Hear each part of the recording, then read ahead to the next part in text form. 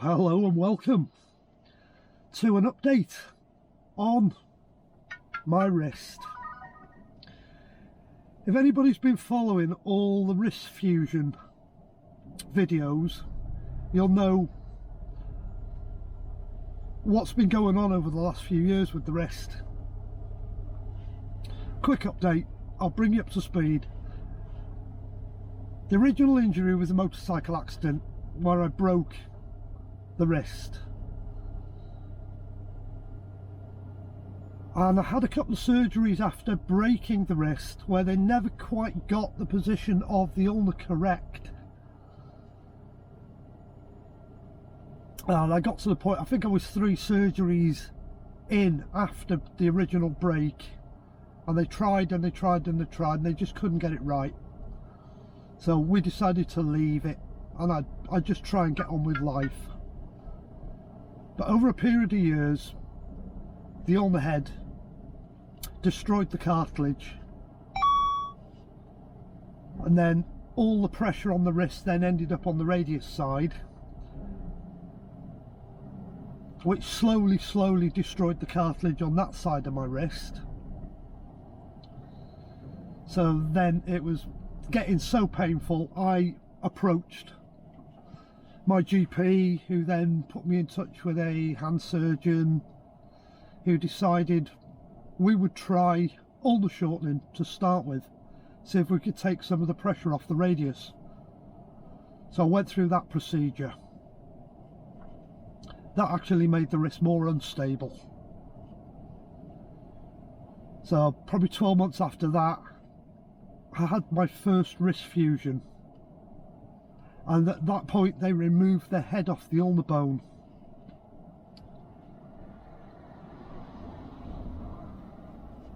So we left that 12 months to see how I got on, and I wasn't happy with it. Nothing felt right. The hand just didn't feel right. I'd lost quite a lot of motion in the hand, and it was really unstable, particularly with the ulnar bone floating around. So I got back in touch with the hand surgeon, explained to him what problems I was having, and we decided to go down the route of replacing the ulnar head. But to do that was a really long surgery. But he had to do a revision on the fuse plate. So he took the old fuse plate out, cut the ulnar bone, re-angled it, repositioned it, made a new fuse plate, put that in, with the intention of leaving it about 6 months just for the healing process to start. Then he was going to do ulnar head replacement.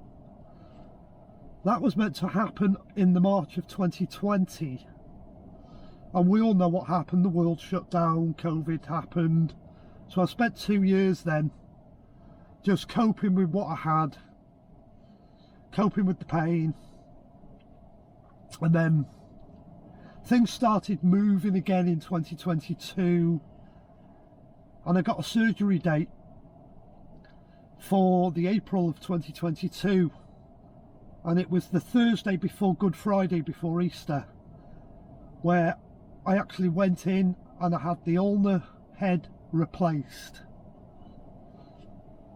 which is what we were aiming to do, and I was happy it was done.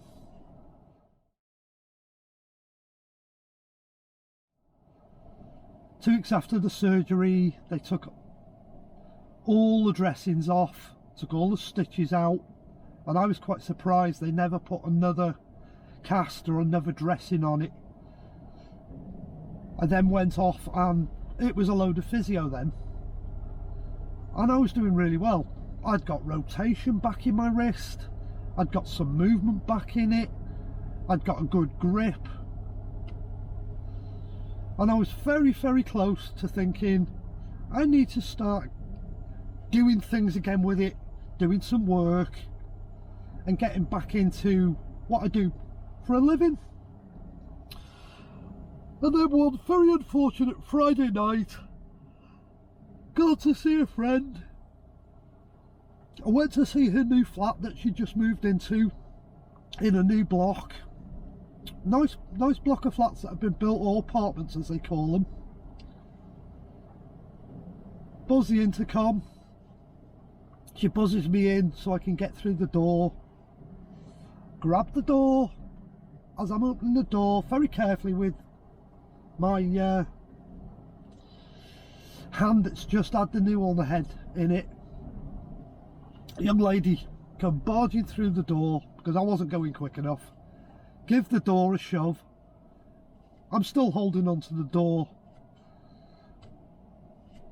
I didn't let go of the door fast enough. I didn't react to the situation fast enough, and it shoved my hand, still connected to the door, straight into the windowsill on the brick wall of the building. There was a sickening crack and a crunch, followed by an absolute intense pain. All she said was, "I'm sorry, have I hurt you?" I went, "Yeah, that hurt." And she wandered off, went to wherever she was going in the building. I passed it off at the time. I knew I'd hurt the wrist. I just thought, oh, it's had an impact injury. It's just hit the wrist where the joint was. Later in the night, the hand had swollen up, it had all bruised, and I was in a lot of pain. So I started taking painkillers. And I was thinking on the Saturday morning, because this happened on a Friday night, I've got to get myself to A&E. Then I remembered something my surgeon said to me. He says, if there's ever any problems with the hand after any of the surgeries, bypass A&E, get in touch with me straight away. Can't do that, obviously it's a weekend. So I get Saturday out the way, Sunday out the way. Monday his secretary doesn't work. Managed to get hold of her on the Tuesday morning. So we're now Friday, night of the accident, Saturday, Sunday, Monday. I'm 4 days after the accident now. Been in pain for them 4 days. Explained to her what had happened. She says, leave it with me, I'll get in touch with him. And she got me an appointment for the following Tuesday. That's 7 days after I've spoken to her. So that's 8, 9, 10, 11 days after the incident. Saw him. He took one look at the hand, sent me down to X-ray. Come back to clinic where he was, saw the X-ray.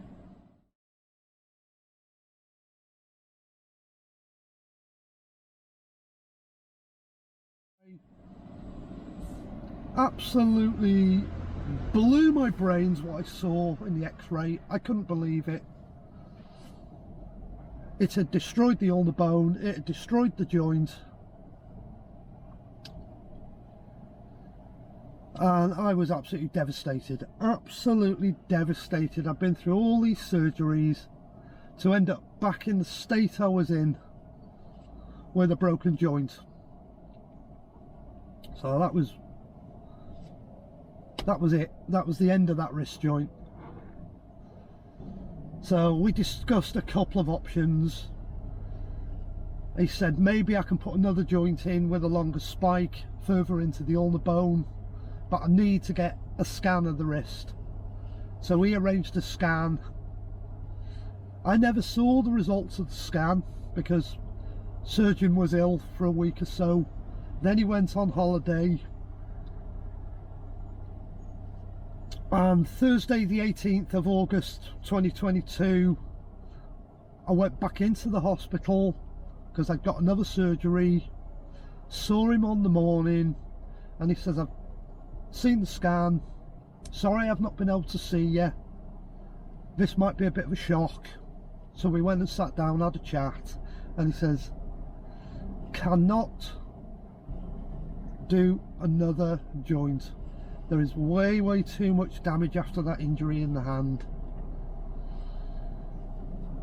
the ulnar bone is just not going to take another joint.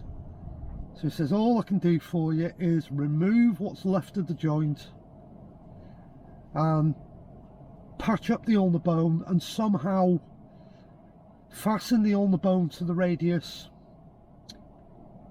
and we'll just have to go from there, he says. So I had the surgery on Thursday, was only in for the day, went down to surgery at 9 o'clock, back on the ward for 12:30. I've not felt like making a video about it up until today, which is Tuesday the 23rd of August, because I've just been trying to get on top of the pain after the surgery.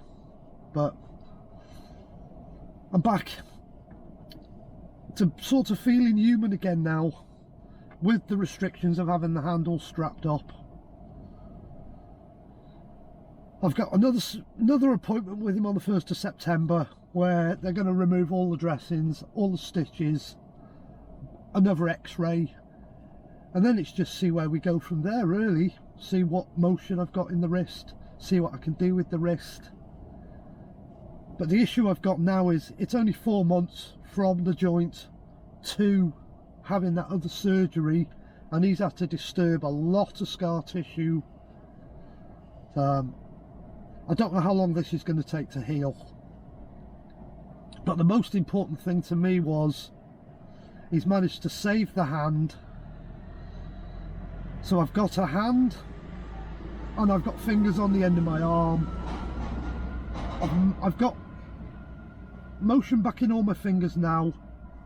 Can't straighten the little finger out at the moment because it creates such a lot of pain down that side of my hand, but I'm hoping that's going to come with time.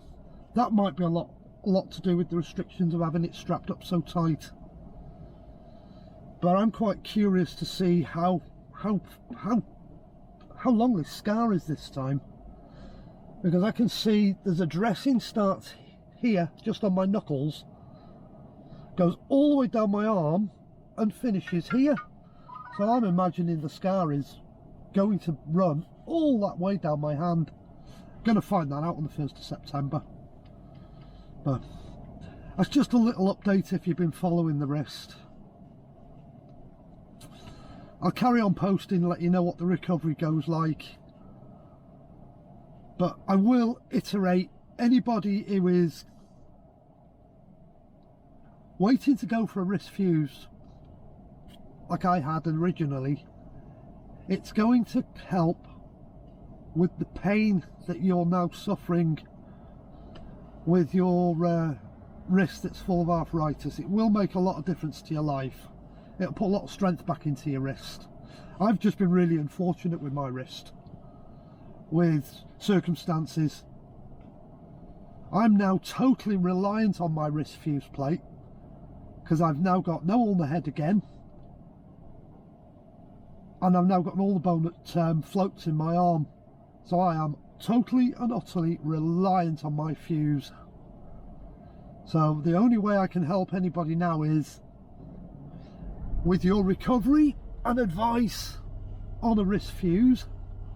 Hopefully you don't go through what I went through and have to have the ulnar head removed. Even if you do, because of your arthritis, don't worry about it. You will adapt. I had to, but I was very lucky that they could replace my ulnar head. Then very unfortunate they've had to take it all out again and put me back into the position I was before. But it's been part of the adventure with my wrist. It's been a massive learning curve for me, and from a lot of the comments I've had, it's helped an awful lot of people. So I hope the videos have been informative and helpful, and anybody that's going through it, you've got all the luck in the world I can send to you. Good luck with your recovery. Don't worry about the surgery, just go with the flow. Take things easy after the surgery, don't push it too hard, and take your time with your recovery. I can't say any more than that. Be careful after your recovery, take your time, be careful, and you'll be okay. You'll be set up. Don't worry about things. Don't be anxious. Don't be nervous about it. And if you've got the option, go for a nerve block, so you can be awake for the surgery. So you can talk to the surgeon and you can ask him questions while he's doing the surgery. It's a really nice experience, and you can interact with all the staff in the theatre. I've had some really good conversations whilst I've been in theatre, particularly this one where they took it out. The anaesthetist who was looking after me, he was into Formula 1 and motorsport. I'm massively into motorsport, so I spent the entire surgery talking with the anaesthetist about motorsport.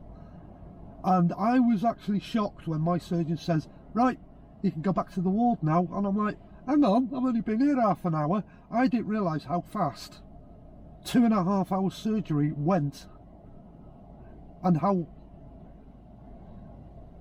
time can fly when you can keep yourself occupied. Plus, with the nerve block, you can go back to the ward, you can have a cup of coffee, a cup of tea, whatever your preference is, drink water, and have something to eat. That's not something I can do if I go on the general anaesthetic. I'm really ill for a couple of days after general, so if you get the opportunity, go nerve block. It's a really good experience. It's a really nice way to go through a surgery. Anyhow, once again, I've rattled on for too long as per normal. Enjoy the rest of your day. Thanks for watching the videos, it's really appreciated. I do read all your comments, and I do try and get back. If not in a comment, in a video. This video I was going to do anyhow when I felt like doing it, but I've had quite a few comments over the last couple of weeks about wrist fusion, people telling me they're going in for it, thanking me for making the videos and just taking a lot of questions out of their head. They're not so nervous about it now. That was the reason why I did all the videos. It's helped a lot of people. And that was the only reason for doing it, because I couldn't find any information hardly online about wrist fusion and the implications, the recovery process and everything afterwards. That was why I did it. I hope you appreciate why I've put the time in to do it. I've quite enjoyed doing it. I've just got to adapt now, figure out what I can do with the rest of my life and where we go from here. But anyway, thanks again. If you like the videos, please click like. It's appreciated, it helps. Please consider subscribing, because the channel's not just about my wrist fusion. It's about what I get up to with motorsport, my experiences, all the other things I get on with in life. It's just a blog channel really, and it's just so random. I get up to silly things with it. Just go rooting through some of the other videos, and you can see in the dates on the videos between one surgery and the next surgery what I've got up to in between it, and how hard I've been on my fused wrist and what I've used it for. You can do all sorts with it. Thank you very much for watching the video. Enjoy life. Good luck with your recoveries, good luck with your surgeries, and enjoy life. That's what it's all about. Goodbye.